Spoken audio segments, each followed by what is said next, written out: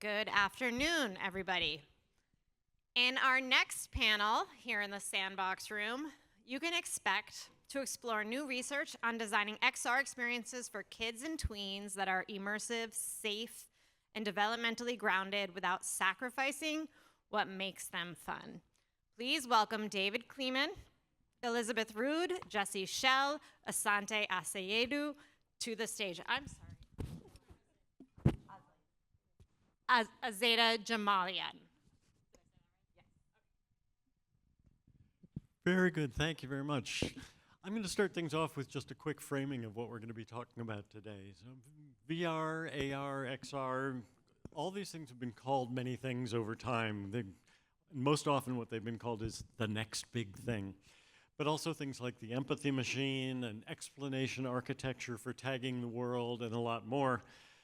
We now carry AR devices in our pocket that all the time that can turn a smartphone into a window instead of a screen, which is a really attractive idea for parents these days. VR has been a little more challenging. The devices have been expensive, but now they're really come down in price to the level of a kind of special holiday gift level.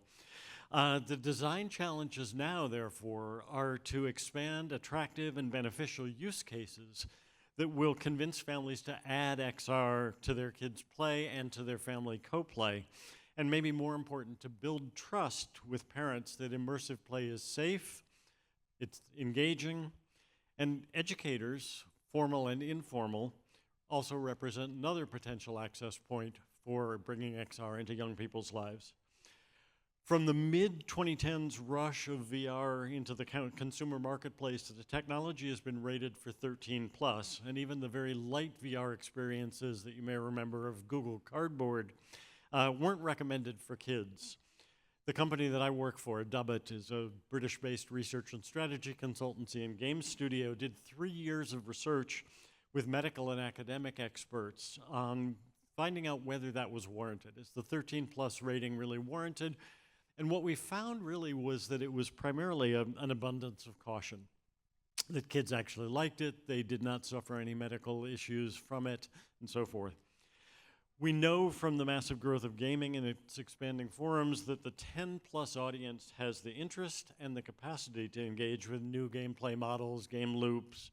So now, in order for XR to grow, it has to begin with developers, with all of you who recognize the great potential benefits of understanding and incorporating the wants, needs, interests, and developmental abilities of children, tweens and teens in particular, guided by well-being, by design best practices.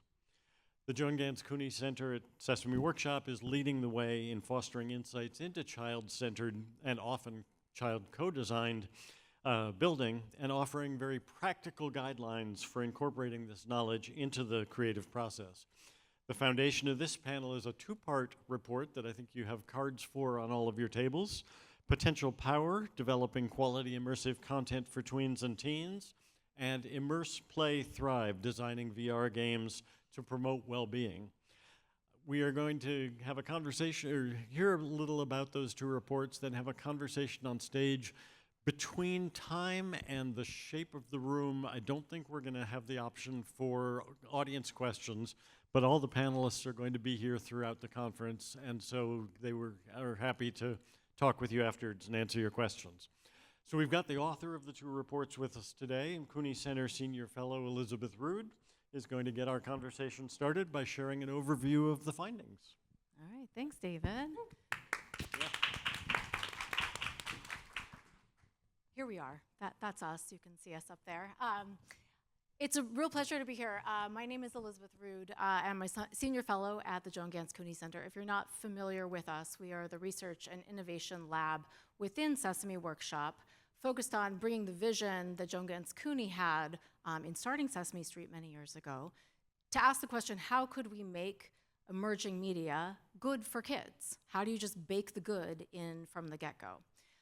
And one of the things that we are really focused on, it's apt that we are in the sandbox room because we offer something to companies, which is a sandbox service where people can come in, and we partner often with Aussie in doing co-design work where we bring kids in And we also talk to educators or parents or whoever the other caring adults might be in those kids' lives to help build products from the ground up that are really quality, and quality in all kinds of ways. So for this project, we were looking specifically at how VR could be made to enhance well-being for tweens. And tweens were the focus audience for this because the Quest headsets have very recently been aged down to 10 plus with parental oversight and controls. And so we wanted to ask, working with young people, bringing them into co-design with us, but also talking to their parents. And then we did a sort of three-part where we talked to experts, including some of the folks up here, and developmental psychologists, to really get a sense of hearing from all of these different places, where are the opportunities for VR to be going? The research does wind up culminating in two different reports. The first one, Immerse, Play, Thrive, really highlights the voices of the kids and the work that Ozzy and her team at the Giant Room did to hear from young people about what they feel is most beneficial to them, what they love. And we were sitting on the shoulders of the RITEC framework, if you have been hearing that throughout the conference, the 8 dimensions.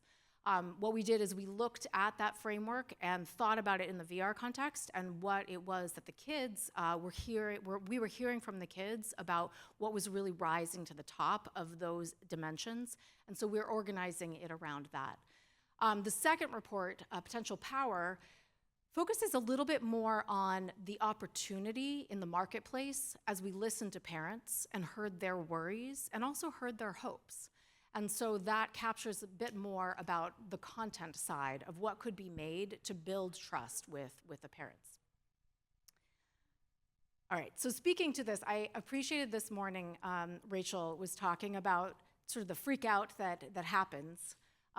This is a quote from one of the parents in one of our focus groups, and it really does speak to that worry that parents have about games just sort of capturing their kids' attention in ways that are not healthy and good.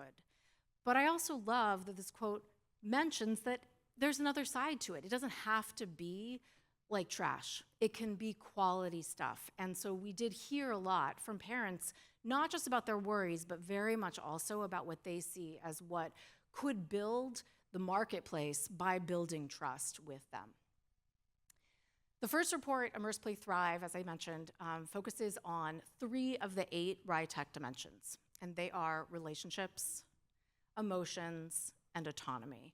And the reason we picked these 3 is as Ozzy and her team were going through and coding all of the amazing work that the kids had surfaced over 3 days of working with us, and these were kids 10 and up, starting out with doing some testing of games that already existed and then imagining what they would want to build themselves, and Ozzy's gonna talk about that more.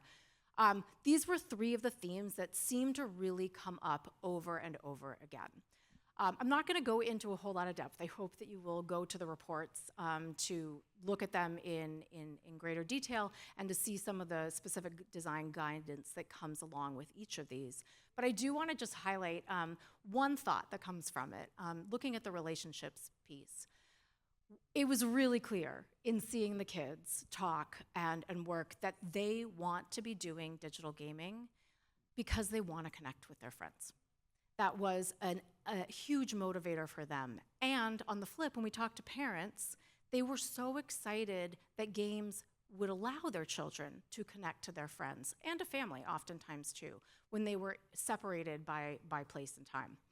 And so we really wanted to make sure that that was highlighted about this opportunity. And at the same time, we heard a lot about the worries about relationships. And so in the guide, we really do focus on the ways that VR could help connect kids to their known network of people and to do more co-play. And one of the things that I wanted to share here, just because I think it's a fun nugget, and resonates with a lot of the other things that I've heard over the course of the day, is that VR still is sort of a novelty item. It's not necessarily the same as the Nintendo Switch, the thing that needs to come with the kid on every car ride or every plane ride or whatever. It is a little bit more of a thing that stays on the side. And as such, one of the opportunities that we really are seeing through this is what could it be for the use case to be more like the Saturday night board game and less like the PlayStation. And what are the ways that we could design with single headsets to be able to do co-play? And it's a challenge, but I think it's really exciting to imagine how could we design for a single headset for families or friends being over together to be playing with a single headset. So I'm just going to leave it at that as one little nugget that is in the report, and you can go to that to hear more. And over to Ozzy. Amazing. Thank you. So as Elizabeth mentioned, we invited 8 children, 10 to 14 years old, to join us for 3 days of co-design sessions. The first session was focused on playing some of the games that are already available on Horizon platform. And as they play these games, they shared what they like, what they don't like, and also any new ideas that they have for the new experiences that they want to design. And we obviously observed them as researchers, like how do they talk about their experiences as they are engaging with these games. One interesting thing that came up was particularly important for VR was how kids were talking about the sense of presence as if they are actually present in that environment, both physically and also in terms of self-presence, how they identify with the avatar that they're seeing, as if things that are happening to the avatar physically being hurt or emotionally is actually being experienced by their own body, as if the technology is almost a transparent mediator between them and from the real world to that alternative universe.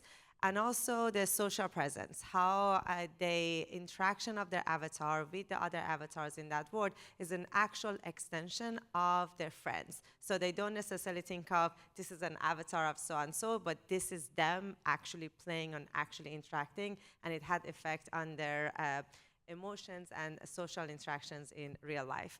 Another interesting thing was how their physical world, how they're experiencing themselves in the physical world affected their experience in the VR headset, which is also unique to VR versus digital games, and we could talk more about the details of it throughout the panel. These are some of the games that they designed. It wasn't that all kids want this type of games. They all want collaborative or they all want competitive. They obviously wanted to have diverse experiences and diverse set of emotions, as Elizabeth mentioned. Not always happy emotions, not always celebrating. They wanted to experience fear. They wanted to be scared. They wanted to experience curiosity, new challenges, darkness. They also wanted places to chill and relax. They wanted experiences that would just like really hypen up and be high energy. But the most important thing was not necessarily thinking of kids want happy and silly, but kids want to actually experience a diverse and rich emotional states, and how can we design these experiences for them that is developmentally appropriate for them and safe, but let them to actually experience what is the scary content could be for a 10-year-old versus an 18-year-old. And then the other important element was in terms of the agency and autonomy, they wanted to have choice, and they wanted to make decisions that are actually have effect in that environment. And this is a very interesting space to think about, because when you think about 10-year-olds, they are living in a world that they don't necessarily have much voice over the rules, and they need to follow. But they're very curious, what if this other thing happens? And VR headsets could be an interesting way for them to experience this alternative universe and make decisions and break rules and see what are the consequences are. So as we mentioned, that source of autonomy, that I am in control, I have a freedom of choice, and the strategies I take on, the decisions I make, have actual consequences in the world that I'm playing with, and they can experience different roles, they can experience different physics even, different environments to explore identities and different challenges that they might not experience in real world. This is one example from a game that they designed. It was called 7 Years of Bad Luck. And that the player breaks a mirror and it gets portal into this underground city that everything has been cursed. And all the design elements in that world was present, like to make you feel that you're actually present in this underground world, from rustic knives and expired energy bars, and also all the decisions you get to make in this world. And obviously, you're always having a bad luck. So that sense of humor, we're all laughing, but then also you never know what's going to happen next. And then social interactions. And this was, it came up in every single conversation. And the way they were talking about it, as Elizabeth mentioned, social connections with friends that may not be in their immediate surroundings. So how can I connect with friends, real friends in the world, or maybe new friends that they might find online? But also, how can I connect with friends if we are in the same room together, whether we're all connected on headset or we're not connected. So one of us have the headset, and what are some of the gameplays that we could design that encourage everyone to be part of it? They refer to party games as the ones that they would do with friends when they're over, versus family games that they would play with parents. So they wanted to design for these different types of experiences. And one example, and I guess before I give you the example, the casting came up a lot, that they were thinking about it could be an interesting way for them to bring others in their room to be part of that gameplay, but how aware they were in terms of like failure. What is it that they're sharing as a player, which is in their headset, and what is it that others are seeing in the room? And one example that we came up with was when you're wearing a headset, the player goes to this new place, and they get to describe what the place looks like, and then everybody else who doesn't have the headset on need to guess where that player is. So everyone is immersed in that world, but through different lenses, which was interesting. Yeah. Thank you. Oh, goodness, sorry. One thing, in case people don't know, the casting has become a really important feature with the Quest. And important for parental controls, so that parents can see what's happening. So it's not quite as hidden behind the screen as it might have been before. I'm going to switch gears a little bit and just give you a few nuggets from potential power, which again is more focused on, David called it sort of the fourth leg of the stool. So we're thinking about the RITEC dimensions as sort of the three main dimensions for promoting well-being about what kids were saying they wanted. And potential power, again, speaks a little bit more to what parents are asking for in terms of content. Over and again, parents spoke about wanting educational content. But they are not talking about educational content in really strict school kinds of ways. So wanted to just emphasize some of the things that we write about in the report. First off, from both kids and parents both, Minecraft came up over and over and over again as the standard that we are all driving toward. And parents, when asked, what are game experiences that you feel good about, Minecraft was often the one that was noted, for social reasons, but then also because of the ways that it taps into kids' creativity. It starts with an open space, and kids can build such incredible things in it. And so that really was an invitation for whether it be art-based games or other kinds of specifically creative orienting games, or it be things that are more just about creative thinking and building and making. We heard this from parents over and again, the way that creativity is a lifelong skill that they want their children's gaming experiences to help them build. The second was the value of interest-driven learning, and I think VR is particularly exciting for this, as we think about ways that you can capture the attention with this amazing piece of technology, but then it opens up these worlds, whether it be historic, whether it be science, whether it be all kinds of things. And parents spoke a lot about what I'll sort of refer to as the YouTube effect, that they know on YouTube there's lots of good content out there, but frankly, we heard from parents that YouTube is the thing that makes them most pull their hair out, because their kids are orienting to the stuff that is not what they feel is supporting their interest-driven learning. And so the more that we can be building content with VR that is connecting kids to things that they're really curious about and helping them go deep on it, parents are going to really relish that and lean into it. The final is speaking about digital citizenship and media literacy. This came up in speaking about managing accounts like for buying things, but also around how kids are learning to be socially in these spaces, and parents wanting support from the gaming companies and tools built into the games that are scaffolding for children how we show up in these spaces. How do we do this in ways that are responsible? What does it look like to do that? So not just penalties for not doing it, but actually being very intentional about supporting kids to learn how to be responsible citizens in their digital spaces. All right, those are our nuggets for the report, and we'll turn it back over to David for a Excellent. talk. I think that one of the things that I feel most optimistic about the reports is that parents really are open to this as new technologies, that they are happy to consider it for their families.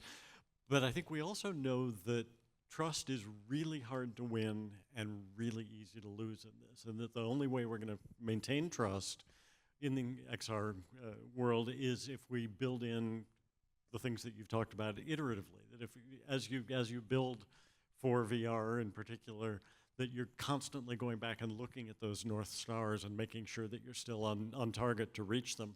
And that's where we get to the practical nature of it. And so with that, I'm really glad to bring in some experts in this too. You've heard from Elizabeth and Ozzy. Now we've got two XR creators and CEOs with us, Schell from Schell Games and Asante Asiedu from Udeesa. And I think I just want to go quickly to each of you and find out, how are you building what are you hearing from these reports that's encouraging to you, and how already are you building these things into your creative process for building XR? Asante, let me start with you. Yeah, thank you guys. And for me with Udeesa, I guess our goal is to really nurture the learner as they're being exposed to any of these technologies. It's helpful to have guides like both of these reports. It's helpful to be able to read through what the RITEC frameworks are, putting forward to educators and to game designers that have 20 plus years, right, of research behind how to engage with or nurture students, in their learning processes. And so when you have these new technologies like XR that, are being exposed to, or children are being exposed to, for us, something like autonomy, where they want to make meaningful decisions as like a 10-year-old who is, seeing this shiny new thing and really wanting to engage with it. How do we provide guide rails around that allows them to make those decisions without like, I'm gonna say like coddling, but like making it too restrictive for those students to be able to learn and explore. And so for us, we have an editor tool that, again, we're trying to put parameters around design that will not let them generate things that are like inappropriate, and that will allow them to still have that curiosity while exploring the new technologies or making decisions that they themselves can feel are meaningful and can learn from, as they're building out whatever it is that they may be interested in from that perspective. And I just added the slide to Oh, your company beautiful. if you are interested in his company's work. Yeah, I mean, a part of, I think, what we found really encouraging coming out of that, just matching some of our instincts, but it's great to sort of see it coming out, is the appetite that both parents and kids have for family co-play in these situations, because so much of technology tends to drive families apart, because it's trying to specialize a different channel, a different app for every age and every member of the family, and that doesn't really bring people together. And we continue to see this appetite that like families see this is a fun way they can play together in somewhere that's new and different, and also it has a physicality to it that is refreshing for parents who are nervous that their kid is just not moving around and not getting exercise and it's just staring endlessly at the phone. So seeing that combination is pretty cool. do parents pick up pretty quickly the idea, if they want co-play, the idea of casting, or do they immediately think, oh, we've got to have multiple headsets? Oh man, like this. I mean, it's all new. It's all new worlds. Like what I'll say is again, and it's like with all new technology, they often let the kids lead the way. You know, either it's a nerdy parent is leading the way, or the kids are leading the way. The parents, you know, they certainly they get the comfort from like, hey, I want to see what my kid is doing, and so they want to see that because they're nervous. What's going on? Is something creepy happening? To be able to see it is comforting to them, and blessedly, Meta has been making it easier and easier and easier. They've been making it more of a priority, and they've been making it easier to do. I think the jury's still out on our families doing it and getting it, but I think it's a growing trend because people want it, and it is getting easier. Well, and I think when we were doing our research a couple of years ago, before casting was so simple, one of the things parents kind of freaked out about was seeing their kid with a big headset on and not knowing what was inside there. Yeah, we'd done one for the Smithsonian several years ago. That was fun. It was the family, you know, it was at the Dinosaur Hall in D.C., and one headset, and usually they would give the headset to one of the kids, and it was all about trying to identify these fossils, and the kid could manipulate them, but the family had extra information outside, and so it fostered a communication between them, and it was very fun. And so there's a lot of opportunity for this kind of sort of multimodal co-play. So as Jesse was saying, it's all new, and when kids came in, and you constantly are playtesting or co-designing, when kids came in and you handed them the VR headset, how quickly did they not only get how to use it, but start to say, and this would be really cool if I could X, Y, Z? Sure. That's a great question. So in the room, we had some kids who already had VR set at home and who were completely new. And you can imagine the ones who had it, they wanted to like show their competency and tell others how to do it. But seeing the challenges, they were all excited to try it, but then some real issues came about when you are designing these experiences for little bodies and thinking about where they are in the physical world, what are the boundaries they make around themselves and how they move, because in the game they're moving and there is a furniture right in front of them, and someone needed to be like in the room just like making sure there's nothing around them to and just like keep reminding those are like real challenges that happens. And the ones who had the VR set, they were more trained to not walk if their avatar is walking, but when it's new to them, it was more about how am I going to navigate in that virtual world, but how am I going to experience this compared in my physical world and also in the virtual world. And the other element that came about that novelty was when their body positions. A lot of games, they don't tell you what is the optimal, but like it's better for you to sit down, or for this to play this game, it's better to stand up, because like there are certain movements that you need to do with your whole body, or at least in the VR you need to do with the whole body, and like it's so hard to your avatar to see that it's like twisting, but you're not twisting, you're gonna twist. So telling kids this is not a game suited for when you sit down, you have to stand up, and just like that translation was actually tough for novice players compared to. I imagine different kids, different people in general have different reactions to being in it. I buy in completely. As soon as I put on a VR headset, I'm fully there. In fact, I split my lip open once, ducking because I saw a bridge coming that I didn't think I could fit under, and there was something in front of me that I didn't anticipate. Like what is it in the, and also wearing glasses, like kids who were wearing glasses and wearing headsets on top of that. That was like a real challenge. I don't know how you experienced that. Yeah.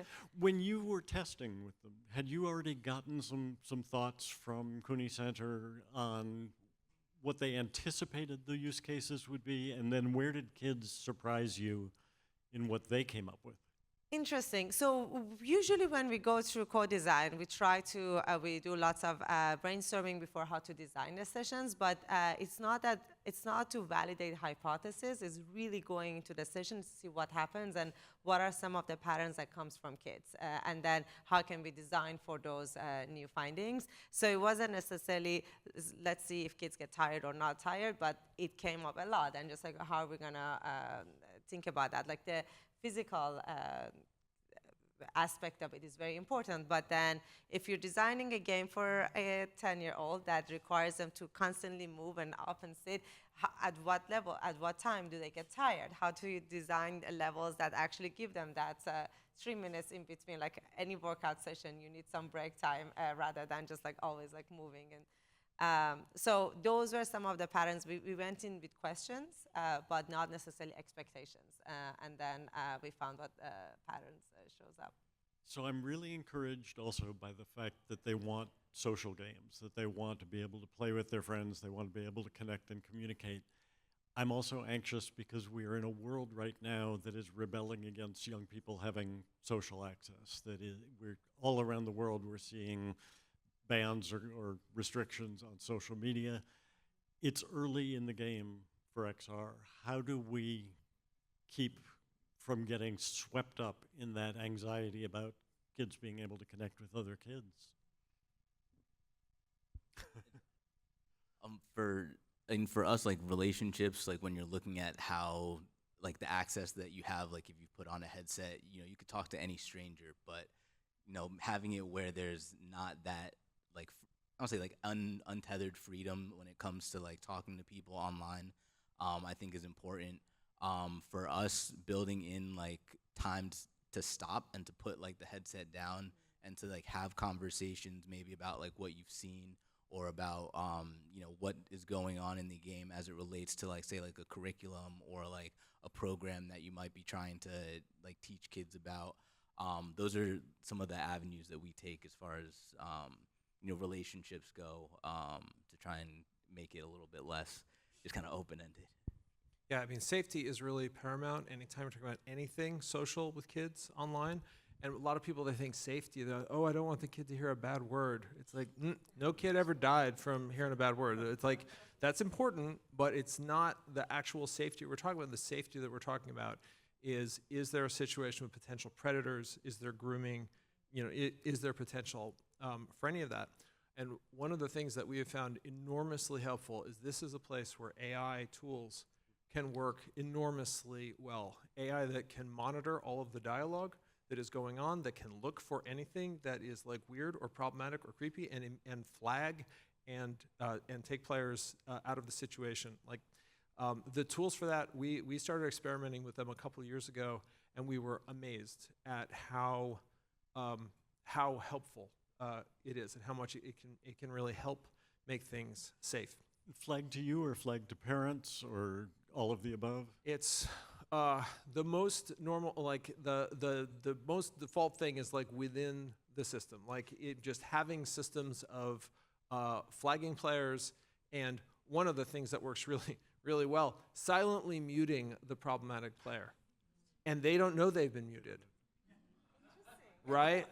And because when you do that, they're like, how come no one's responding to me? They just think they're being ignored. And anyway, you want to make it so that the problematic behavior, you have a whole system of escalating. You start out by muting, and then you warn them, and then you knock them out, and then sometimes you have to take it farther and notify the authorities, depending on where it goes.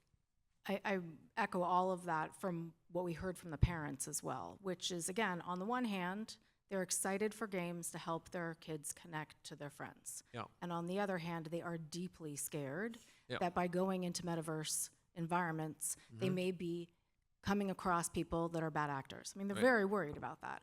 And one of the things we heard from the kids was how to create, I mean, it's called different things in different systems, but basically private play spaces where Yes. you can come and just be with your friends. That was a major piece that the kids were saying they wanted, and parents felt much more comfortable with that idea. Yeah. In terms of the AI, I asked the parents at one point, there's all these AI tools that are out there that could be monitoring what's going on. Does that present privacy concerns to you? And I was very surprised that actually from the parent perspective, at least amongst the parents we were speaking to, they would rather have their child's safety known and using tools that may be putting some of the privacy, pausing it for a moment. Well, and there are a lot of laws in place to keep that's what COPPA and all that is about. Yep. It's really about stopping the corporations from using children's privacy in a problematic way. Yep. So there's a lot of security in place for the so we lean the same way, is that using those tools in order to keep the kids safe is, we don't see a lot of people concerned about that. Elizabeth, can you talk a little about the difference between engagement, well-being, entertainment, education? I moderated a panel a few weeks ago in the UK that was about edutainment, which is a term I absolutely hate. I think it demeans both halves of it. And I opened with the quote from Marshall McLuhan about anyone who says there's a difference between entertainment and education doesn't know there's the first thing about either one. The report talks mostly about well-being. How do you make sure that there's engagement enough to get to the well-being? I think it's such an important question. I mean, I'm an educator by training, and so to me, engagement that's the gold standard. That's when kids are leaning in and they are listening and they're ready to keep going, and you know that you've got their attention in a positive way to be able to build toward their learning, their well-being. In many ways, I think it is the vehicle toward that.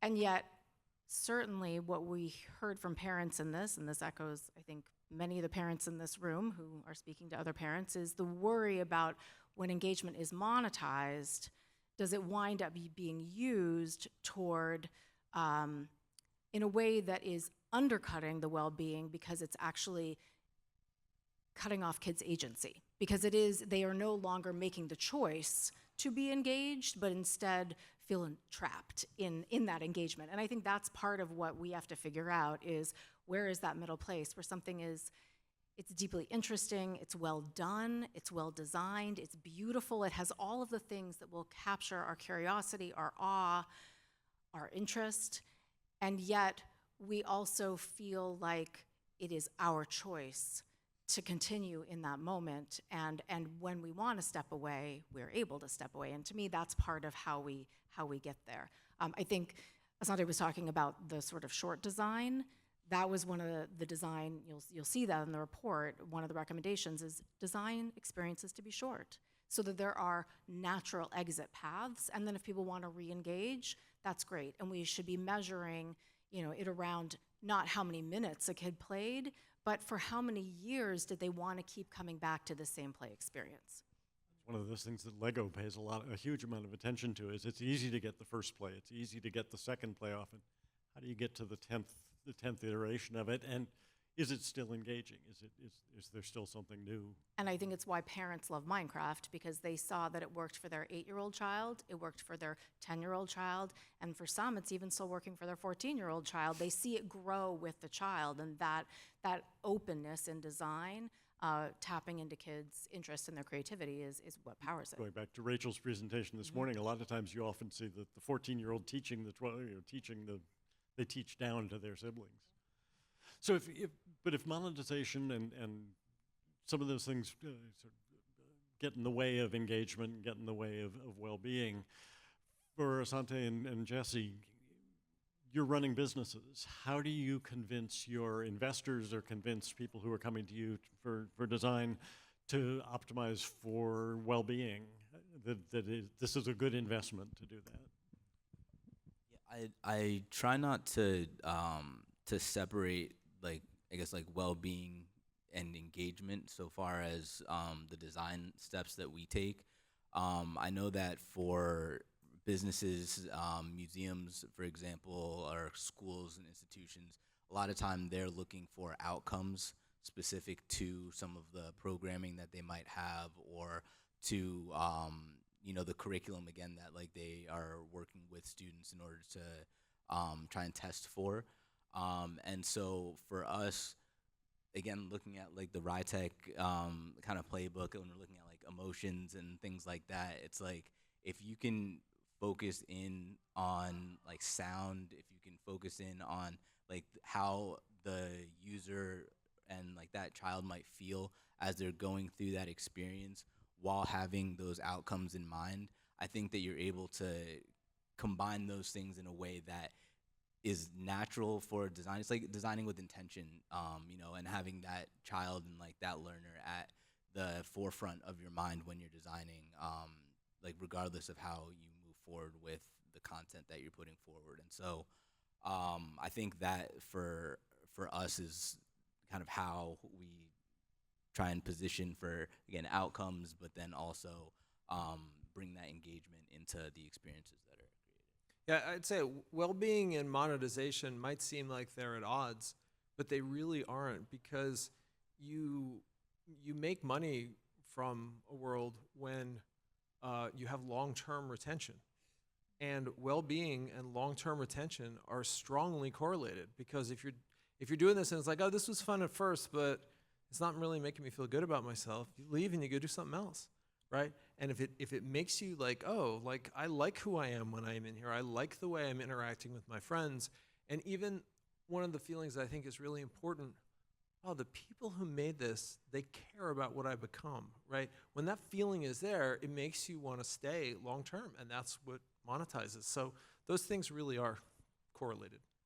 It's interesting. It seems like one of the things that drives fandom now is the feeling that there is a human behind things, that it's not just a... Oh, yeah, I mean, this is, I think, one of the most powerful trends. Kids are in this ocean of content, this ridiculous ocean of millions of choices, and there's all this fake junk. When you look at how they make their choices, they're looking for the stuff that feels the most real, right? People say, I don't understand kids doing Roblox. It looks so janky. Why do they want to do that thing that looks so janky? Because it looks like a human being made it, right? And that's what the kids are looking for. How can I connect with anything that feels remotely real? So you've raised a great question, which is discoverability, which is a huge issue across all media trying to reach young people now. Is VR, XR still early enough in the game that discoverability is more possible, or is it already getting difficult to get to? I see that Elizabeth and Ozzy smiling at this. Go ahead and launch in. I mean, we know kids, they discover to whatever their friends are, especially with VR when it's a social game. Friends and people who they know is the first person to go to. One of the features actually that kids wanted to design was these private groups that you get together with a group of friends and then you game hop. Like you game hopping instead of bar hopping, you game hop with your group, and your friends will take you to different games and different environments that they have discovered. So it's just like for them, I'm in this VR headset and I'm gonna discover this world from you, from your perspective, kind of like we're walking in the city and you know this place and you're gonna take me. That's the way they're thinking about discoverability in the VR headsets. So, I mean, it seems to me as I started learning more about like the Meta App Store and digging into things, especially to try and find rated E for everyone experiences that the kids could engage with to get them grounded and understand, it was hard to find things. And I know that there is stuff of quality that is out there. I mean, I was just at AWE a couple of weeks ago and chatting with someone about what sounded like an amazing app that he had built. I didn't come across it. So I think discoverability is a huge challenge and a huge challenge for parents. I mean, Roblox is a good example. You talk to parents and you say, what do your kids play? They play Roblox. Okay, but do you know what they play in Roblox? So I think there's a similar sort of thing that it's just out there, and more tools to support parents and kids together to find the things that are kid appropriate, I think is still a challenge. I don't know, Jesse. Oh yeah, no, the algorithms are mostly horrible, right? It's so frustrating. It's one of these ones where I'm like, AI, please fix this. Please help people find what they actually want, but that's not there. So the way people solve it now is they rely on their friends. Right? And we see definitely with kids, a huge important piece of social capital is, am I the one who knows about the cool stuff and I can take people to the cool stuff? Because the algorithm's not helping. So if I can be, oh, no, let me show you guys, and I take you somewhere cool, like that actually works out well. So the good part is people are solving it socially, but right now the algorithms are problematic for the players and also problematic for the developers, because you're a developer and you can make something cool, but no one can find it. It makes you not want to make things. And there's nothing like being the first kid on the playground or at school to have found something new that everyone else catches onto. I am amazed how fast we've gone through our time, so let me just ask you to go down the line with one last question, which is if you could leave the developers here at Games for Change with one tip, one thought of what to do differently starting right now, what would it be? Who wants to start that one? I'll do a +1 on something that Ozzy said, but because I think it bears repeating, which is design for customization. Give kids chances to be able to alter the vibes, especially in VR where it's so sense oriented. And that means that it may feel really big to some kids, and other kids may want it to feel really big. But so the more that they can fine tune the vibes, I think, the better. I would say to read both of these, these research papers, and to bring in people who are designing for like youth well-being in general, onto your teams as you're designing and creating content. I think that for me, the Wellbeing by Design Fellowship was probably one of the most impactful programs that I've ever been a part of, just because the resources that the Cooney Center has that, again, are just backed by so much research and so many years of doing this. And it kind of blows my mind because we've been in this industry for maybe like 7 years of like content creation, but there's 30 plus years that I know that you have also been like, foundational in, where there's proven like cause and effect for a lot of these technologies and a lot of the, I would say like developmental impact that bringing technology into a child's learning process can have. And so the more people on your team who are familiar with that, the more people who like really care about it and are part of that design process, it'll only benefit you. So I would say design with kids, not for them. So the more you can actually be in the same room with the kids that you're designing, you'll be amazed how much you learn from them and how, new design opportunities come to your mind as you interact with them. Yeah, no, that's absolutely true. I guess one I'd put out there, a lot of people are trying to figure out, hey, I want to make a thing, maybe I should make it in XR. The litmus test we always use is, what does this have to do with your body? If this doesn't have anything to do with your body, don't do it in XR. You can do it on a screen, it's fine. But if you've got a good answer for here's why, like embodiment in this matters, then that's how you should make your decision. Don't feel alone out there. This is a global movement. We've heard about the Cooney Center's work today, UNICEF, RITEC. I know of at least 3 simultaneous projects in the UK going on around design for well-being. It is a global conversation, a global movement, and it's going to make a difference. And so I want to thank our panelists for telling us about this. Please download the reports, read them, and put them into action. And if I may, just finally, I want to acknowledge Meta, who helped graciously fund this project. So thank you so much.